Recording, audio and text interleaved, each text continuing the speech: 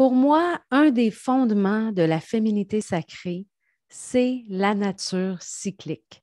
C'est notre lien avec la cyclicité de la nature, avec cet espace du grand tout dont on fait partie, dont on n'est pas du tout séparé, et on est régi par des lois naturelles, des lois universelles qui s'expriment fortement dans la nature cyclique. Et aujourd'hui, en lien avec ça, j'avais très envie de te parler de la roue de l'année parce que on est le reflet du macrocosme. Donc, l'univers, la Terre, c'est grand, c'est macro. Et on est le reflet de ça dans le microcosme. Donc, dans mon être, dans ma partie de vie, dans ma goutte dans l'océan que je représente, où on est le grand tout dans le petit tout et le petit tout dans le grand tout. En anglais, on dit as without, so within, as above, so below.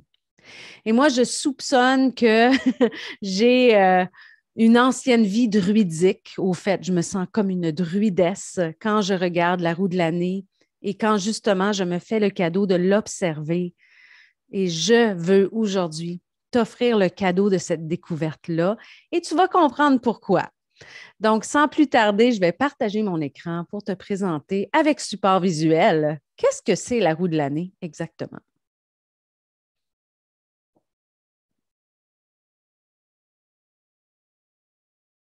Et c'est parti. La roue de l'année prend son origine très loin en arrière, mais est revenue sur le plancher autour des années 50 avec le retour de la Wicca et du druidisme. La Wicca qui est une... Comment l'expliquer? La Wicca, je dirais que c'est la culture de la sorcière moderne, OK? Et des druides.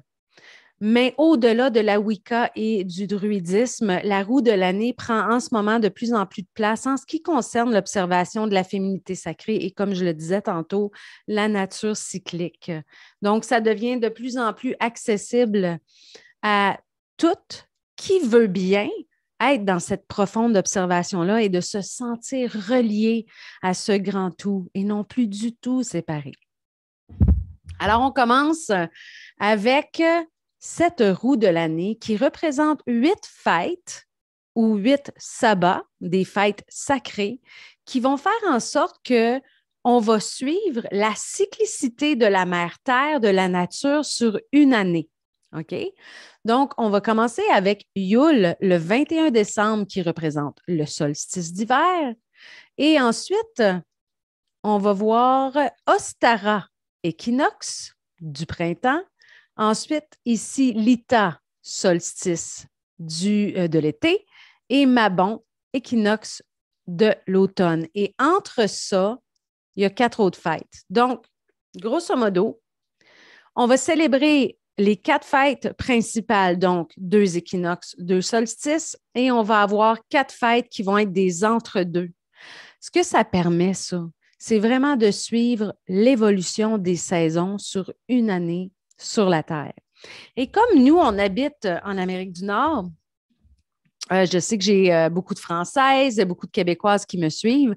Donc, nous, on est très touchés par justement ces changements de saison-là. Donc, quand on part avec Yule au solstice d'hiver, on est vraiment dans un contexte d'hibernation. On rentre dans un cocon, dans une intériorité, une période de régénération au niveau de la nature, un silence qui se fait, donc une écoute plus profonde, un arrêt du temps. Et ensuite, quand on avance vers Imbolc, le 1er février, Imbolc représente les premières petites énergies du printemps qui se font sentir sous cette grosse couche de neige, OK? Il faut vraiment être à l'écoute pour sentir que tout doucement, ça se réveille. Les journées s'allongent, la lumière devient plus grande. Et on arrive ensuite à Ostara, l'équinoxe du printemps, où là, on rentre dans une nouvelle saison. On passe de l'hiver au printemps, on change d'élément et là, il y a toute une montée d'énergie. On peut voir ça aussi comme une montée de sève. Là, on va être dans les semis, c'est le temps de planter des petites graines, mais les petites graines qui sont déjà dans la terre vont commencer tranquillement à se réveiller. Ici au Québec, à ce temps-là, il y a beaucoup de neige encore. Donc, c'est sûr qu'on ne les voit pas, les germes, mais ça se prépare et ça sent bien parce que dès le mois d'avril, hein, on voit sortir les premières tulipes, les premières fleurs. Alors, c'est excitant. Ensuite, on arrive à Beltane le 1er mai et là, c'est le printemps plein feu, en effervescence. On est dedans, ça fleurit de partout, les insectes sont occupés, les oiseaux sont amoureux. C'est comme le party est pogné, la vie est en explosion. On arrive ensuite à l'Ita, au solstice d'été, et là, on entre dans la saison de l'été, on entre déjà dans un pic, un boom. Tout est en train de fleurir encore et encore. Là. C'est vraiment là, la force de vie, elle est en expansion. Et c'est là qu'on va mettre toutes les semis au jardin. C'est là que justement, tout commence à pousser en abondance. OK? Et on s'en va vers le 1er août qui est, mon Dieu, que j'ai toujours de la misère à le prononcer, celui-là. Mais là, en plus, il est à l'envers, tout pour m'aider. Lugnasad, la fête de Lugnasad où on souligne le fait qu'on est en pleine expansion dans toute cette puissance, cette force de vie. OK? Ensuite, on arrive à l'équinoxe de l'automne à Mabon. Et là, on va célébrer toute cette belle saison qui vient de passer qui nous permet d'avancer vers des magnifiques récoltes. On est encore dans les fleurs, on est encore dans cette belle chaleur, mais on commence à être dans une abondance de récoltes. On commence à aller vers cette période d'automne où il va y avoir un ralentissement. Mais on ne le sent pas tout à fait encore. Mais à Samhain, 1er novembre, on arrive là, vraiment, les journées sont plus courtes. On entre dans le mois des morts, tout est en lâcher prise, tout est en train de se défaire. C'est comme une destruction au niveau naturel, c'est-à-dire que tout ce qui était là, tout ce qui était vivant, tombe en dormance, tombe en mort. Et d'ailleurs, Samhain, qui est aussi la nuit de l'Halloween, c'est dans la fête de la roue de l'année, le moment où le voile entre le vivant et les morts est à son plus mince. Okay? Donc, on célèbre aussi la mort. Et je vais juste prendre un petit instant pour dire que justement, dans cette vision d'être connecté au grand tout de cyclicité, on ne voit pas la mort comme une fin. On la voit comme une transition pour passer vers une future renaissance. Donc, la mort permet de célébrer toute cette vie qui a eu lieu, dire merci et ensuite pouvoir passer un peu plus tard à la renaissance. Okay? La renaissance qui va représenter le prochain printemps. Donc, Samhain, après ça, on revient à Yule, solstice d'hiver, où là, on arrive à la nuit ou la journée la plus courte, la nuit la plus longue, juste avant que la lumière recommence à augmenter. Donc, encore dans cette espèce de fermeture de tout ce qui a été, dans cette incubation, dans cette période de régénération de silence intérieur. Okay? Donc, on l'observe dans la nature et on l'observe en nous également. Et je voulais vraiment faire le lien entre cette roue de l'année, hein, qui est une année dans la nature, et la nature cyclique que nous vivons à plusieurs niveaux, dont celui de la nature cyclique mensuelle chez la femme. Alors ici, j'ai mis justement cette nature cyclique mensuelle et là, on va faire le parallèle. OK? Donc ici, on a Yule et ici aussi, on a Yule.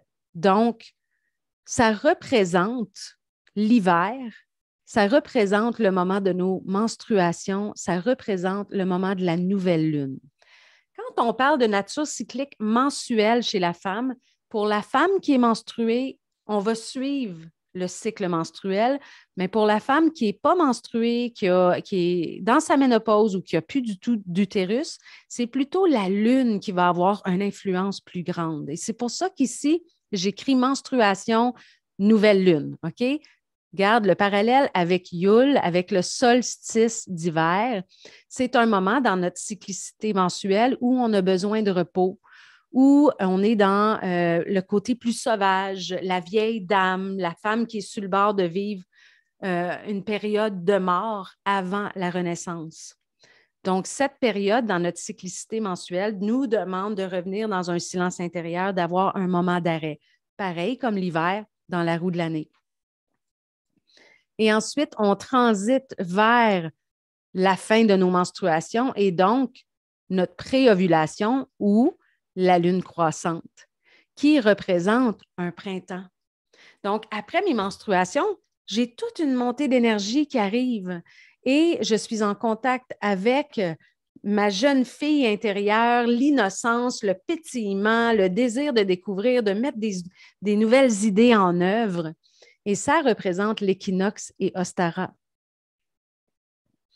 Ensuite, on va aller vers la période d'ovulation, la pleine lune, qui représente le solstice d'été, l'Ita. Donc là, je suis en floraison. Très souvent, dans cette période d'ovulation, j'ai plus un désir sexuel, j'ai plus le goût de voir du monde, j'ai mes idées, là, je suis en train de les mettre de l'avant, il se passe quelque chose, je suis dedans, OK?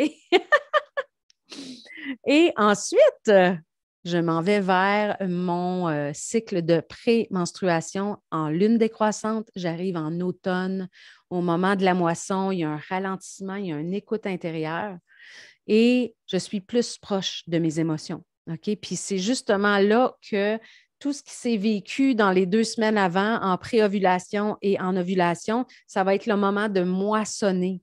C'est peut-être là que je vais regarder en arrière et que je vais voir qu'est-ce qui est aligné, qu'est-ce qui ne l'est plus. OK? C'est mon ressenti intérieur qui va prendre plus de place. Moins le goût de voir du monde, hein, plus solitaire un peu. Et ça s'intensifie jusqu'à la période de menstruation.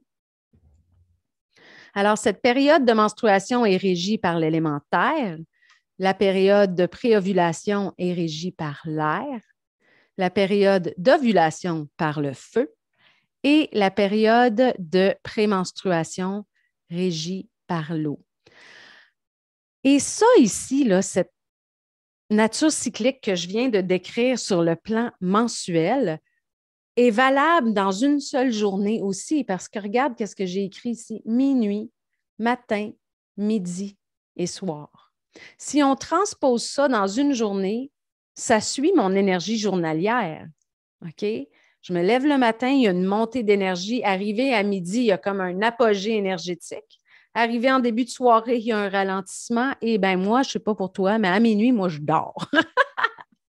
Et le sommeil, symboliquement, c'est comme la mort parce qu'on quitte notre conscience, on quitte la conscience d'être dans un corps physique et on est plus sur d'autres plans énergétiques. Donc, ça suit vraiment au niveau journalier aussi.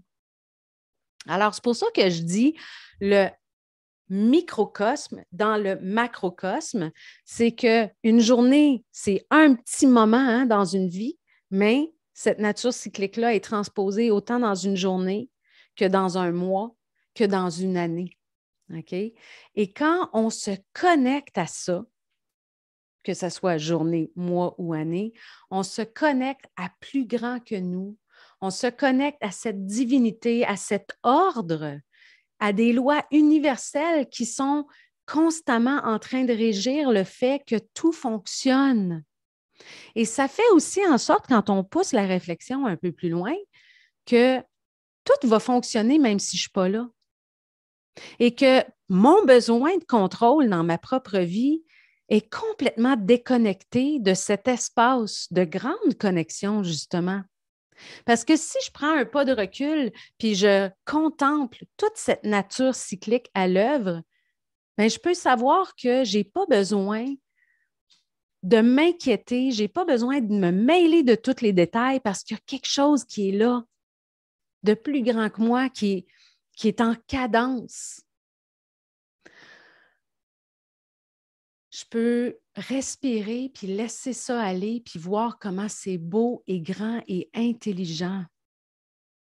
Il y a une guidance divine, une intelligence divine extraordinaire à l'œuvre sur Terre, dans l'univers, sur Terre et donc en moi, dans mon corps, moi qui nais de quoi? De la Terre. Pour moi, observer la nature cyclique, ça me permet justement d'être une enfant de la mère Terre, mais une enfant de l'univers parce que c'est ça qui connecte pour moi les deux bouts. Puis ça les connecte où? Je suis connectée à la Terre, donc profondément enracinée par ce corps physique qui naît d'elle. Je suis physique, je suis matière depuis la Terre, mais je suis investie d'une énergie universelle qui vient rejoindre par mon cœur ces deux polarités-là qui ne font qu'un à travers moi. OK? Je trouve ça tellement extraordinaire. Puis, justement, quand on s'amuse à jardiner ou ne serait-ce qu'à planter une graine dans la terre et qu'on la contemple à partir du moment, justement, qu'elle sort de la terre et qu'elle se met à pousser, c'est là qu'on peut voir concrètement cette immense puissance nature cyclique à l'œuvre, ce mariage du ciel et de la terre en train de créer quelque chose, la création divine manifestée. Alors, moi, là, ça m'excite vraiment. Je ne sais pas si ça paraît, mais on n'est pas séparés. Et c'est ça pour moi que la nature cyclique me permet non seulement de comprendre, mais de vivre concrètement. Alors, quand je pars dans la nature, plus spécifiquement quand je suis au bord d'une rivière, dans une nature profonde, je peux que contempler ça et me sentir faire partie de ce tout-là, qui fait en sorte que peu importe où je suis et à quel moment, je sens que je suis là exactement où je dois être. OK? Puis ça permet aussi un lâcher-prise. Quand je reviens à tantôt à parler de combien notre mental veut être en contrôle de tout, mais quand on est connecté à la nature cyclique, on dirait qu'on peut relâcher et savoir qu'il y a plus grand que nous à l'œuvre, heureusement. J'ai choisi cette belle image parce que je trouve justement qu'elle représente cette nature cyclique. Et là, on voit le masculin, le féminin, le feu et l'eau et l'air et toute cette ébullition de vie en œuvre. L'univers qui insuffle cette énergie pour que la mère Terre puisse produire toutes ses fleurs, ses fruits. C'est vraiment beau. Et je voulais t'amener la prise de conscience que le souffle est dans tout. Et je te le dis que depuis que j'observe cette nature cyclique à l'œuvre dans moi, dans ma vie, à l'extérieur, dans toute cette nature qui m'entoure, j'en suis venue aussi à la conclusion qu'on peut ressentir la respiration de l'univers et de la Terre en toute chose. Comme je disais, le microcosme dans le macrocosme.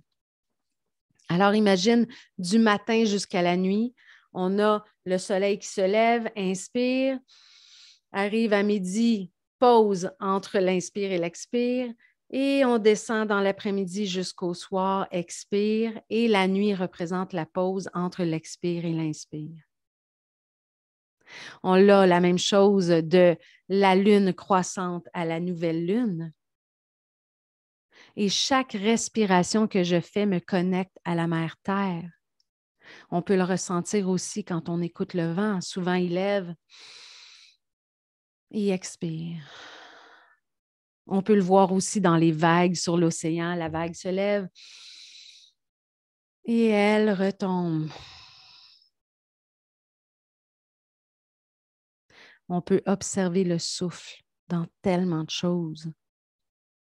Et quand justement on s'installe pour méditer, puis qu'on nous demande d'observer notre souffle, on peut, en ayant cette vision plus grande du souffle, de notre respiration, on peut justement aller se connecter à ce macrocosme-là avec chaque respiration qu'on fait.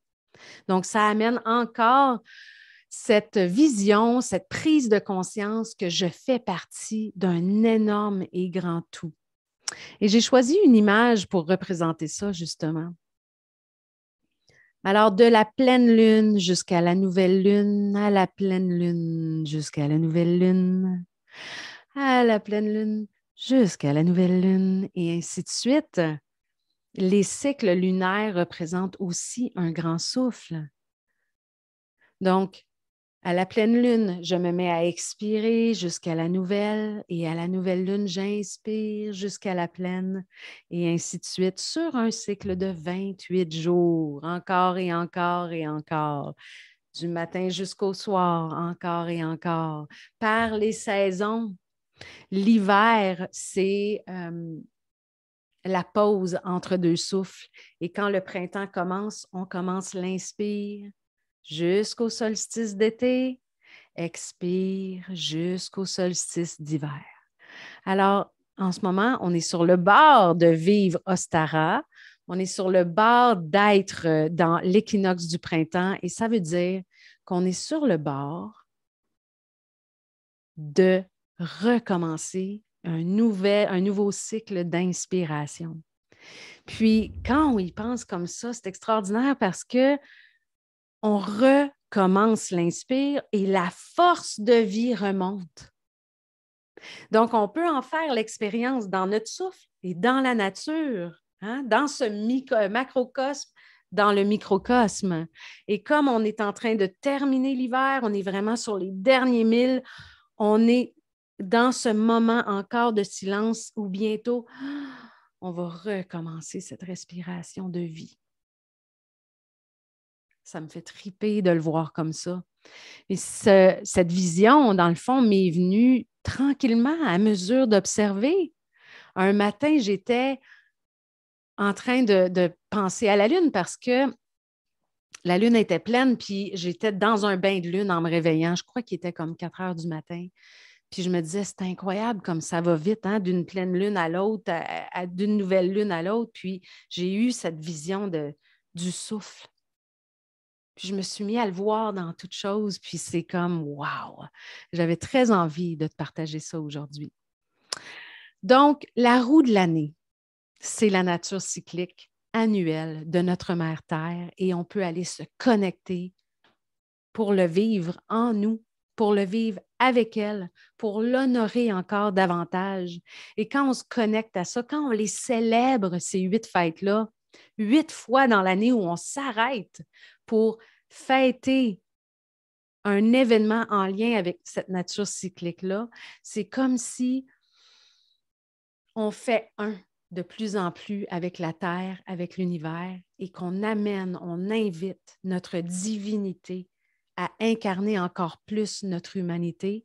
Et c'est là qu'on est bien assis dans notre siège d'âme et où on vit notre vie de plus en plus telle cette âme incarnée que nous sommes réellement cette étincelle divine qu'on est.